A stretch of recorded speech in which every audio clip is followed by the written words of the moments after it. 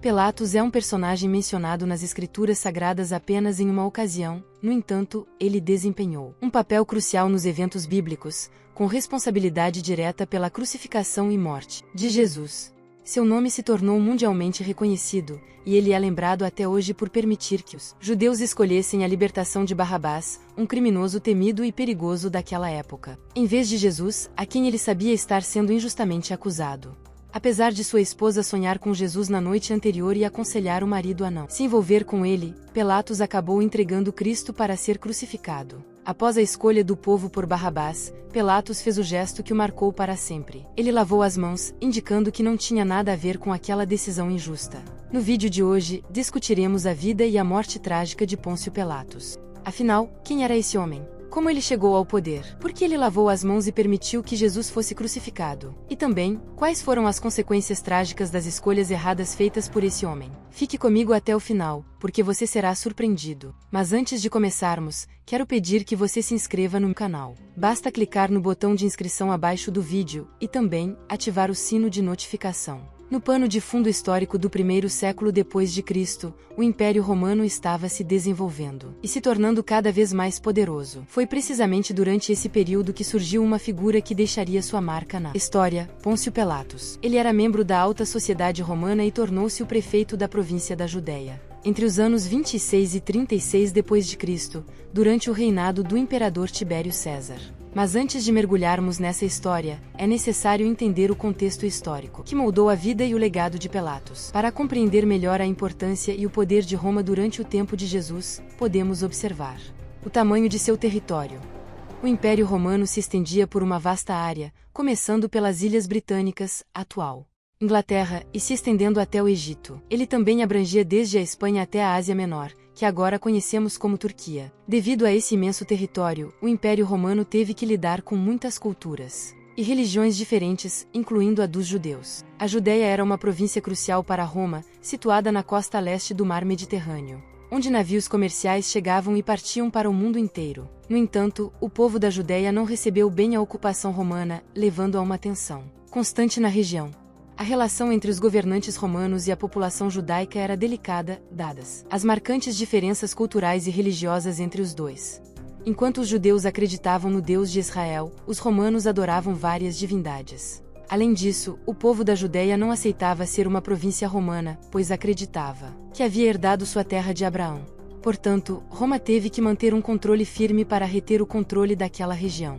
E é aqui que Pilatos entra em cena. Conhecido por sua autoridade e responsabilidade, ele foi nomeado pelo imperador para ser o prefeito da região. Uma de suas responsabilidades como líder era manter a ordem na população usando a força, se necessário, e também supervisionava a arrecadação de impostos do povo. Na verdade, antes de ser chamado por Jesus para fazer parte de seu ministério, o discípulo Mateus trabalhava diretamente com Pilatos, servindo como um dos cobradores de impostos para os judeus. Embora a Bíblia deixe claro sobre a existência de Pôncio Pilatos na história, alguns pensadores ateus insistem que ele não passa de uma figura folclórica criada para ilustrar a história de Jesus, que, segundo esses filósofos, também é fictícia.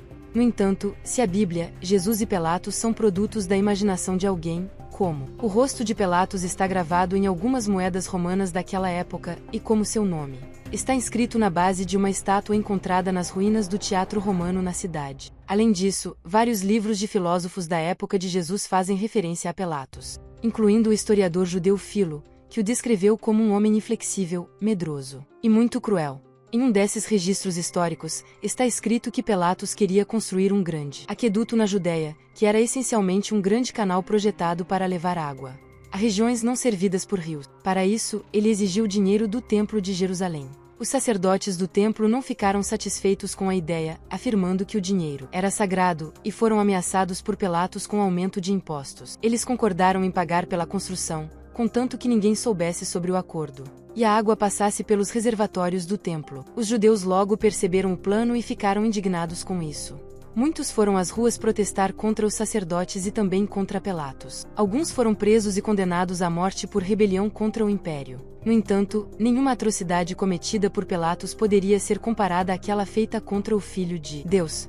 Quando Jesus foi preso pelas autoridades religiosas, que o acusaram de blasfêmia e de se proclamar rei dos judeus, eles o levaram a Pôncio Pilatos para decidir sobre o destino daquele homem. Aqui, vale a pena fazer uma breve pausa na história para eu mostrar algo muito interessante. O envolvimento de Pilatos no destino de Jesus, consequentemente, na vida de todos nós cristãos, foi registrado nos 4 evangelhos do Novo Testamento de maneiras um pouco diferentes de acordo com cada um dos autores, Mateus, Marcos, Lucas e João. Mateus vê Pilatos como um homem de personalidade fraca e sem poder de decisão, o que é muito claro no capítulo 27, onde ele questiona Jesus e, mesmo sabendo que o Senhor estava inocente, oferece ao povo a escolha de libertá-lo ou a Barrabás. Também neste capítulo encontramos a história da esposa de Pilatos, que aconselha o marido a não se envolver com Jesus, mas é ignorada.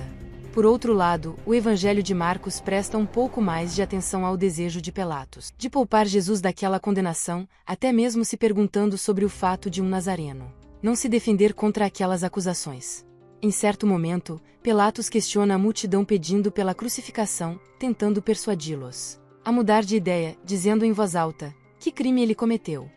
O apóstolo Lucas descreve Pilatos como um líder que não queria assumir a responsabilidade por uma decisão tão importante. No capítulo 23, depois de não encontrar culpa em Jesus, ele tenta transferir a responsabilidade para Herodes Antipas, um príncipe da Judéia que havia sido responsável por ordenar a decapitação do profeta João Batista 3 anos antes. Como Herodes devolveu a responsabilidade a Pilatos, ele a entregou ao povo judeu.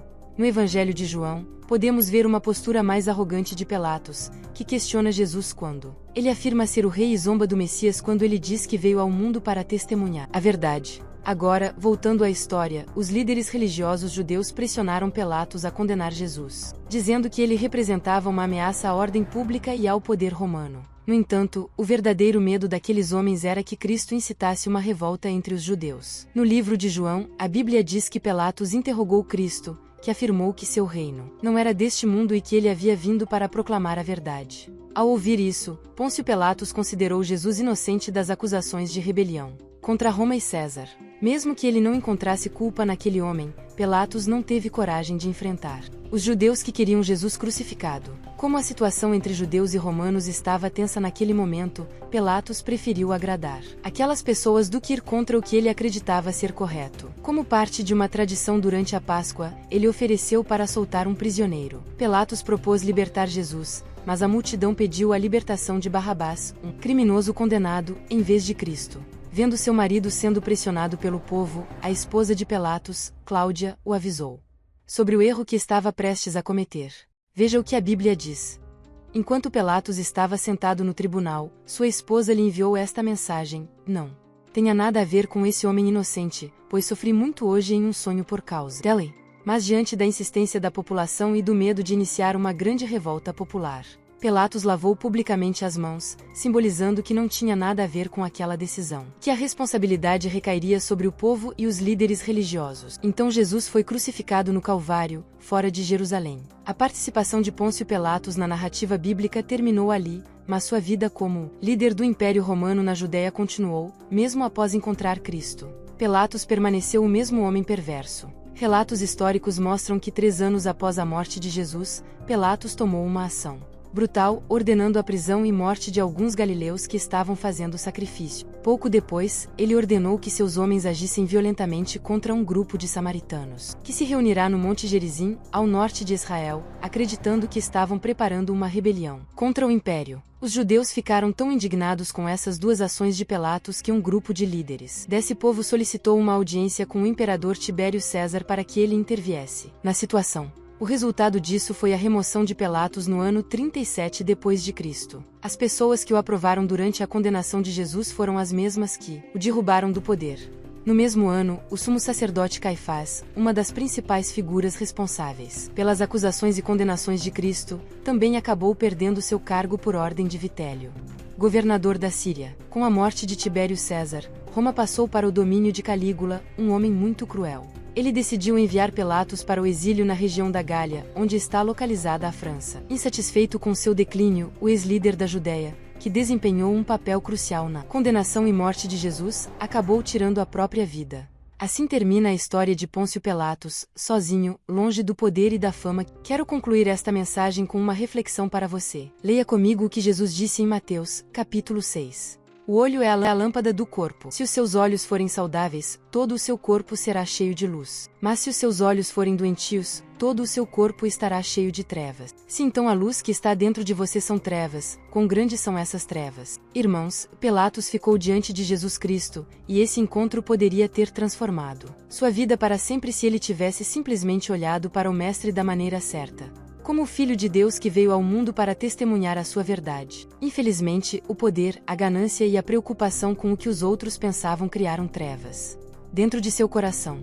Isso fez com que esse líder romano não pudesse sentir a maravilhosa presença do Espírito Santo.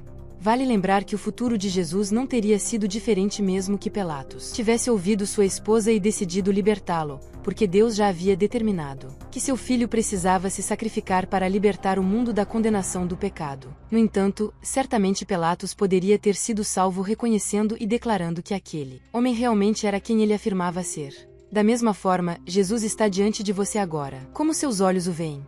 Apenas como um profeta judeu que foi morto por defender sua fé, ou como o próprio Deus vivo que se tornou homem e veio à terra para nos salvar?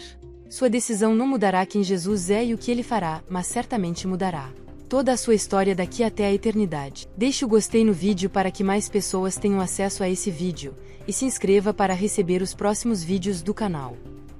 Até o próximo vídeo.